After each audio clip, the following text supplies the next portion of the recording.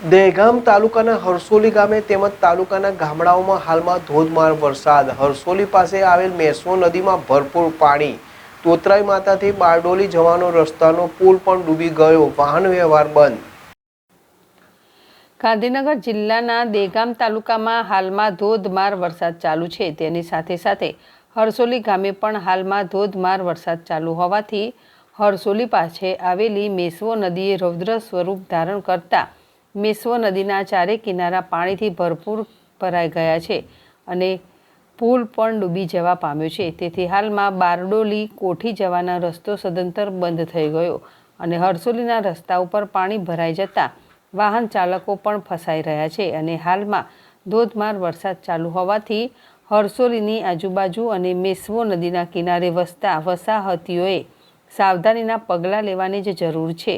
સતત 2 દિવસથી ચાલુ રહેલા વરસાદથી હાલમાં પરિસ્થિતિ ગંભીર હોય તેવું દેખાય છે.